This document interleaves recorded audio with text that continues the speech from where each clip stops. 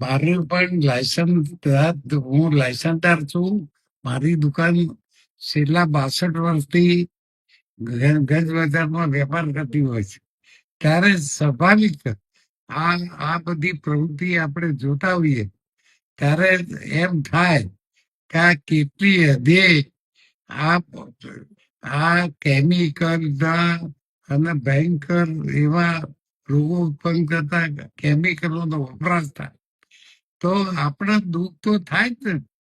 માટે આ પ્રવૃત્તિ અટકવી જોઈએ. વધારામાં કેમિકલ તો કલર, વરિયાળીમાં કલરમાં કેમિકલ વપરાય, વરિયાળીમાંથી જીરું બનાવવામાં કેમિકલ વપરાય, અને અને બાકીનું ઓછું રહેતું હતું. હવે તો જીરામાં પાણીનો છંટકાવ ના ફુવારો લાગેલા છે દરેક ગોદામોમાં, ફેક્ટરીઓમાં.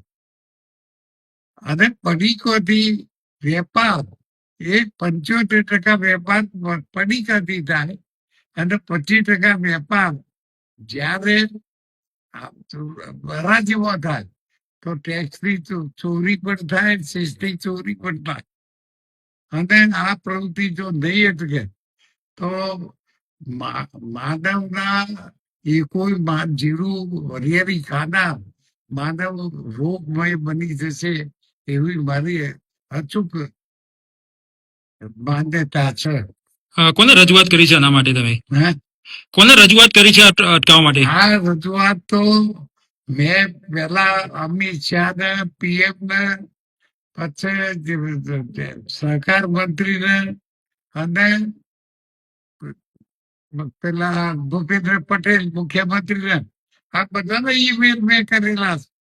અને એ ઈમેલ કરે 1 મહિનો કોઈ જવાબ આજ સુધી મને મળ્યો નથી.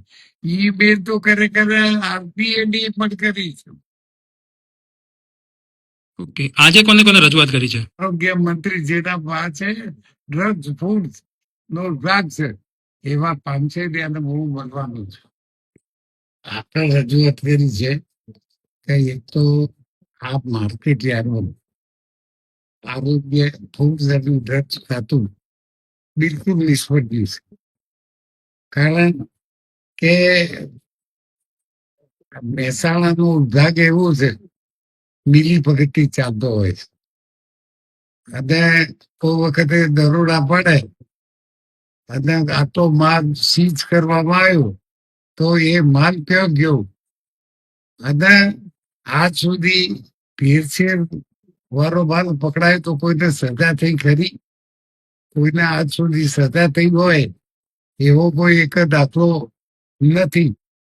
પણ ઊંઝામાં જેટલું ભેળસેળ થાય છે એટલું મીઠાઈઓમાં, પનીર, ઘી જેવી બનાવટી ચીજોમાં જે દરોડો પાડવામાં આવે છે એના કરતા વધુ ભયંકર કેમિકલ વપરાતું હોય તો ઊંઝામાં જીરા વરિયાળીમાં વપરાય છે.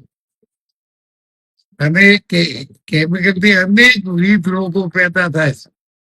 અને એમાં તો સ્ત્રીઓના કેન્સરનો રોગ તો એટલો બધો વધી ગયો છે.